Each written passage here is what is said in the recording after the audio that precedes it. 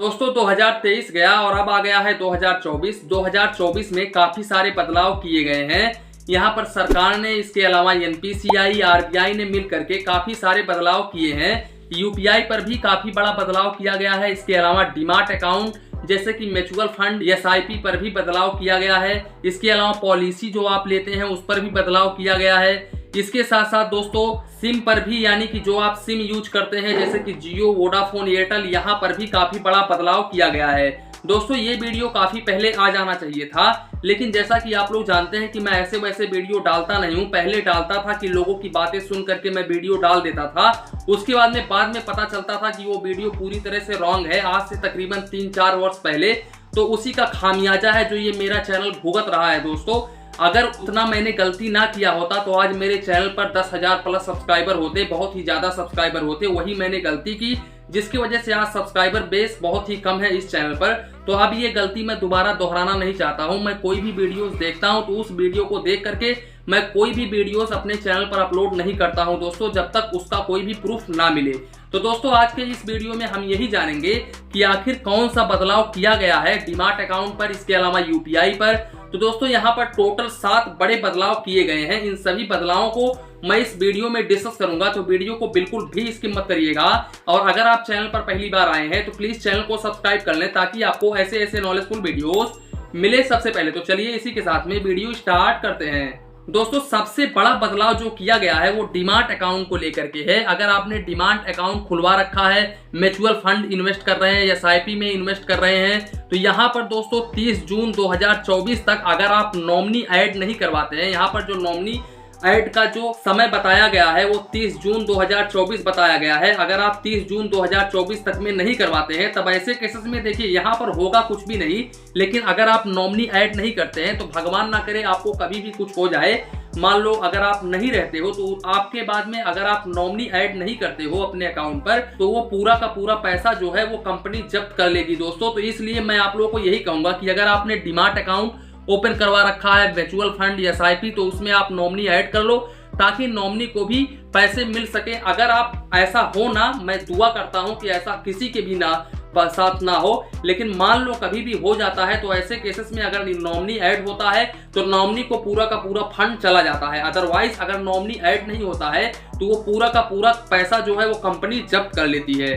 दोस्तों दूसरा जो बदलाव किया गया है वो है यूपीआई को लेकर के। अब यहाँ पर यूपीआई को लेकर के क्या बड़ा बदलाव किया गया है कि यूपीआई में देखिए जो लोग यूपीआई आईडी बनाए हुए हैं जैसे कि गूगल पे, फोन पे, पेटीएम, अमेजॉन पे, इसके अलावा काफी सारे पे हैं जो कि एनपीसीआई पर काम करते हैं। तो दोस्तों यहाँ पर काफी सारे लोगों ने यूपीआई बना करके रखा है और उसको इस्तेमाल नहीं करते हैं। तो यहाँ पर जिन लोगों ने यूपीआई बना करके रखा है और 1 साल से वो इस्तेमाल नहीं कर रहे हैं, वो यूपीआई पूरी तरह से डीएक्टिवेट कर दिया जाएगा एनपीसीआई की तरफ से। तो इस बात का ध्यान रखें, अगर आपने यूपीआई बनाया है तो उस यूपीआई से आप पेमेंट करिए, इस्तेमाल करिए उसका, नहीं तो आपका यूपीआई डीएक्टिवेट कर दिया जाएगा।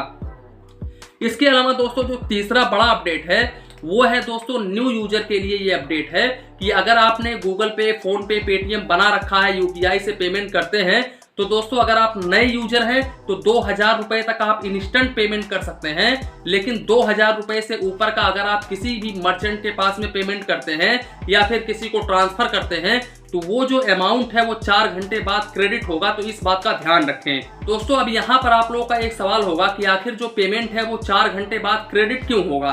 तो दोस्तों जानकारी के लिए हम आप लोगों को बता दें कि इस पर फ्रॉड केसेस आया है। यहाँ पर आरबीआई ने ये कहा है कि काफी सारे लोग मनी रिक्वेस्ट का मैसेज सेंड करते हैं फोन पे पर, गूगल पे पर, और वहां पर फ्रॉड हो जाता है। तो अगर वो मनी रिक्वेस्ट का मैसेज सेंड करते हैं, मान लो किसी ने भी 4,000 का 5,000 का रिक्वेस्ट सेंड किया किसी के पास में भी, तो वो जो पैसा है अगर बंदा पेमेंट कर देता है उस टाइम में तो वो पैसा बेनिफिशियरी के अकाउंट में 4 घंटे बाद क्रेडिट होगा। तो अगर आप उस 4 घंटे में कंप्लेंट कर देते हैं तब ऐसे केसेस में दोस्तों वो पैसा आपका रिफंड हो जाएगा। हालांकि दोस्तों अगर आप मेरी ओपिनियन मांगोगे तो मैं ये कहूंगा कि ये सरासर गलत है दोस्तों, इस तरह से नहीं होना चाहिए। अगर 4 घंटे बाद क्रेडिट होता है तो ऐसा सभी लोगों के साथ में होना चाहिए, क्योंकि फ्रॉड सभी लोगों के साथ में हो सकता है, वो चाहे तो नए कस्टमर्स हों चाहे तो वो पुराने कस्टमर्स हों। दोस्तों तीसरी बड़ी बात यहाँ पर काफी सारे लोगों ने बताया है लिमिट को लेकर के दोस्तों। तो दोस्तों जानकारी के लिए हम आप लोगों को बता दें कि एनपीसीआई आज ये पहला पहला अपडेट नहीं है कि पहले अपडेट में ये बोल रहा है, बल्कि एनपीसीआई पर ये साफ साफ लिखा हुआ है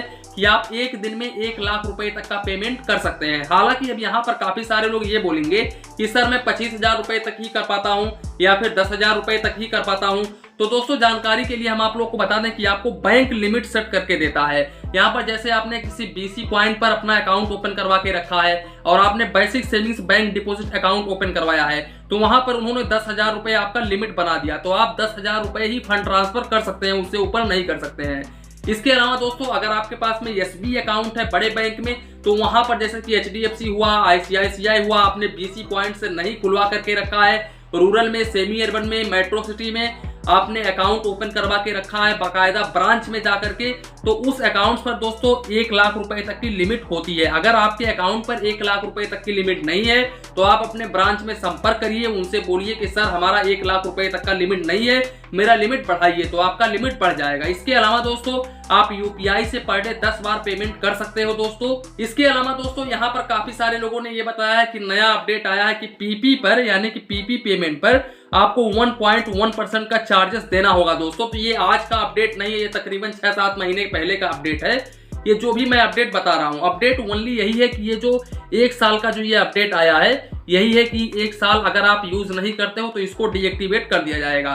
दोस्तों तीसरी बड़ी अपडेट ये है दोस्तों कि यहाँ पर पॉलिसी को लेकर के है। यहाँ पर देखिए आप किसी भी बैंक से इंश्योरेंस लेते हो या फिर किसी पॉलिसी कंपनी से इंश्योरेंस लेते हो, तो काफी सारे लोग 20 रुपए, 100 रुपए, 1000 रुपए, 1200 रुपए लेकर के आपका इंश्योरेंस बना देते हैं, लेकिन आपको ये नहीं बताते हैं कि इस इंश्योरेंस का मतलब क्या है, यानी कि इस इंश्योरेंस से आपको क्या मिलेगा, इसके क्या क्या बेनिफिट्स हैं, वो नहीं समझाते हैं दोस्तों।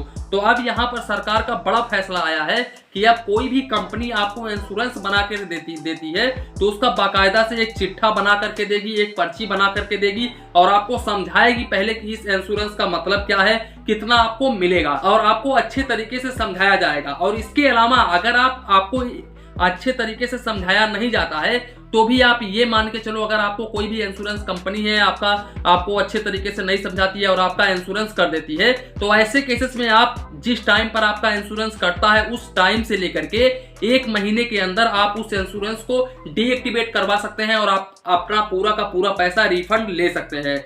इसके अलावा दोस्तों सिम को लेकर के है, तो सिम को लेकर के क्या बड़ा फैसला है कि सिम को लेकर के ये है दोस्तों कि यहाँ पर जो लोग जियो, वोडाफोन, एयरटेल यूज करते हैं, तो आप लोगों ने देखा होगा कि पहले क्या होता था कि पर्चे के द्वारा आप फॉर्म भरते थे, उसके बाद में आपको सिम मिलता था।